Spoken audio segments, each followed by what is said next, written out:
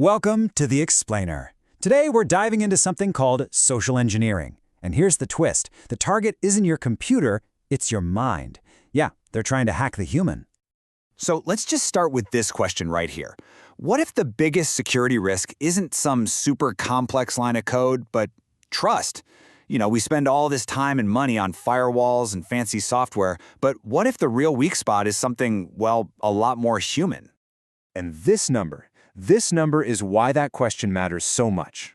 Get this. A staggering 98% of all cyber attacks involve social engineering. Let that sink in. 98%.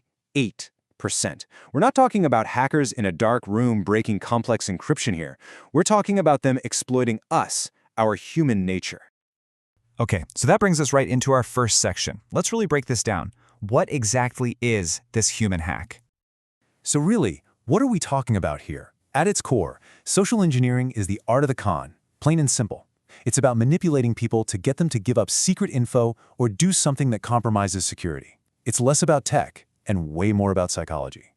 They're not just hacking the machine, they're hacking you. And here's the thing.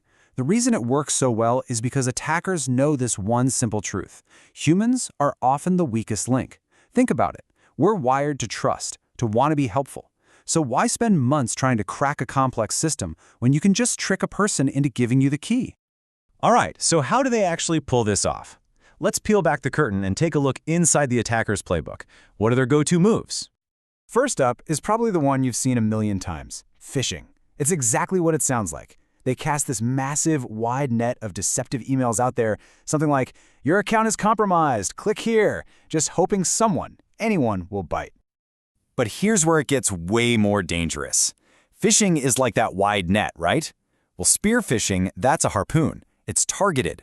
They've done their homework on you. They'll use your name, your boss's name, details about your job, anything to make that email look incredibly legit and personal. Next up in the playbook is something called pretexting. This is where they create a whole fabricated story, a pretext, to earn your trust. So they might call you up, pretending to be from IT support, saying they need your password for an urgent system update. It's all about building a believable lie.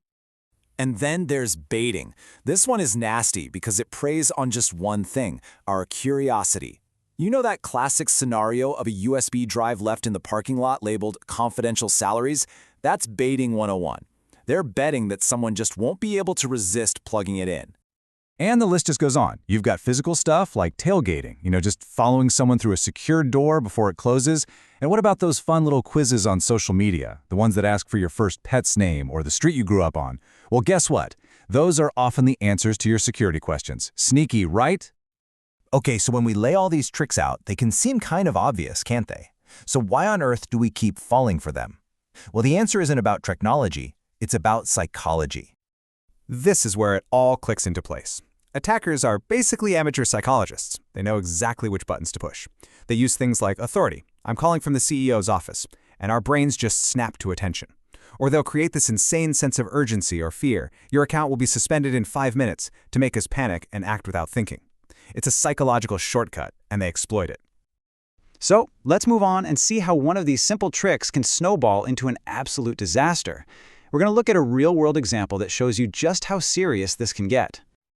Remember the massive Target data breach back in 2013? It was one of the biggest in history. You'd think it started with some super sophisticated hack, right? Nope, it all started with one single email.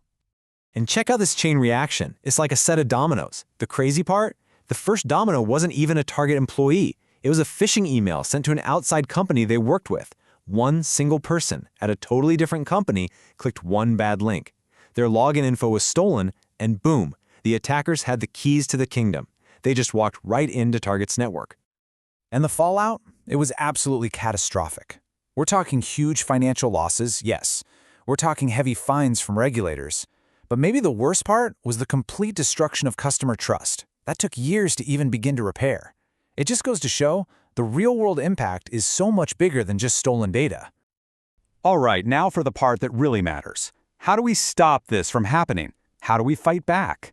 Well, if we're the target, we also have to be the solution. It's really all about a shift in mindset.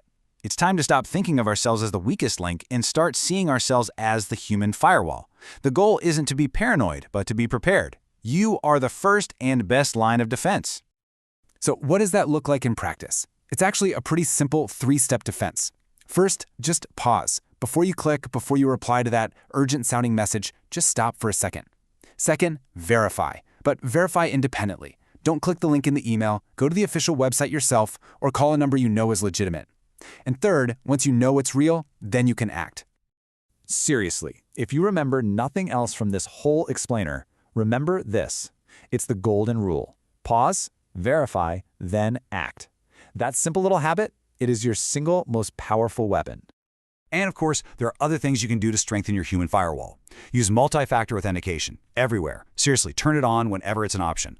Always have a healthy dose of skepticism about weird, out-of-the-blue requests. And hey, if something feels off, report it immediately. Because at the end of the day, technology is a lock on the door, sure, but you're the one holding the key. Your own vigilance, your awareness, that's the ultimate defense. That's what keeps the bad guys out. So, I'll just leave you with this final thought. In a world jam-packed with digital threats, what's your strongest defense? Is it your antivirus software, or is it your next decision? Think about it. Thanks for watching.